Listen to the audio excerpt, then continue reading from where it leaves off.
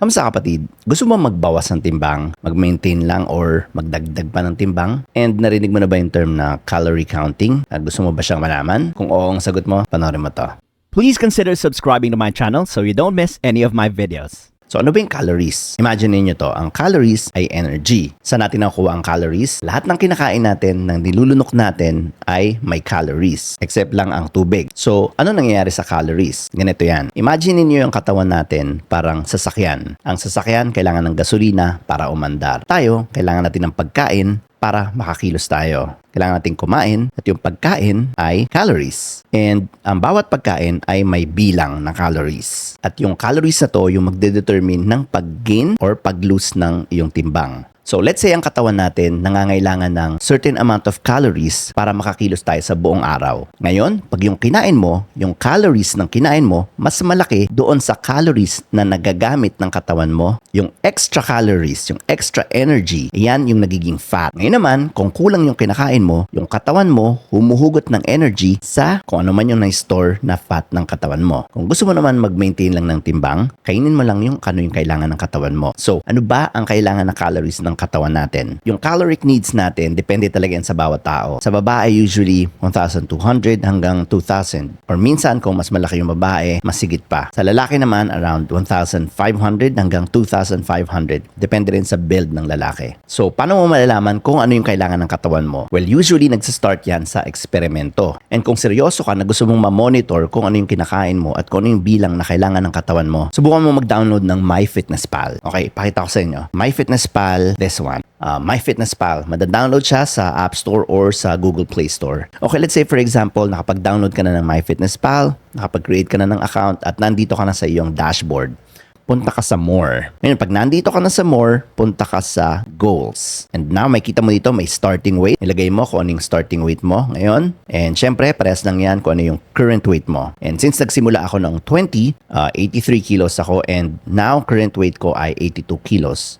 Ngayon, ang goal weight ko ay around 65 kilos. And ang weekly goal dito ay kung ano yung gusto mong ma-lose. So, gusto ko mag-lose ako ng 1 kilo per week. And yung activity level, depende yan. Sa activity level, merong not very active, light active, active, and very active.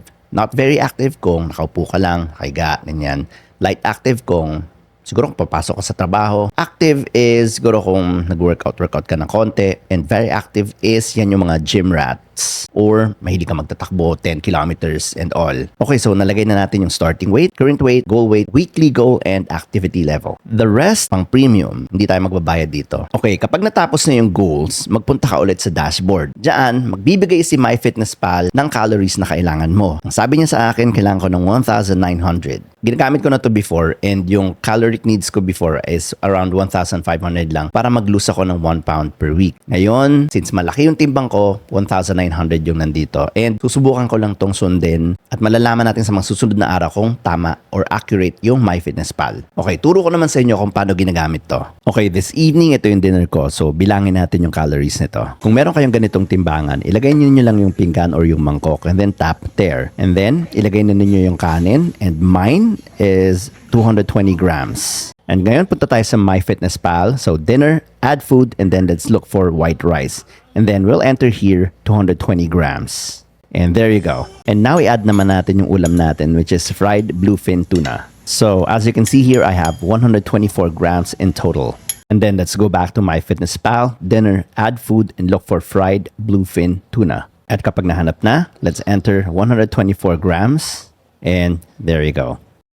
And now let's add our egg. That's 2 eggs, which is 123 grams. Ngayon, balik tayo sa MyFitnessPal. Search for egg, and then 2 eggs. There you go.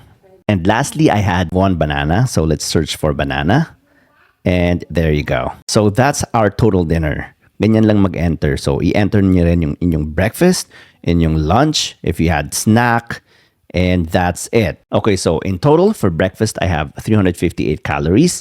Hindi ako nag-lunch, pero nag-snack ako. Sa snack, that's 539. And then for dinner, that's 721 calories. In total, that's 1,619 calories. And meron dito plus 324 for exercise. In-enter ko lang yung ginagawa ko every day. Anyway, I have 605 remaining here. Hindi ko siya naubos dahil busog na ako. Pero we'll see what happens in the next days. And that's it. Ganyan lang kadali magbilang ng calories araw-araw. Kailangan mo lang sipagan. Yun lang, sana may natutunan ka today at kung may mga tanong ka pa, comment lang below. Maraming salamat for watching. Have an amazing rest of your day. See you guys on the next one.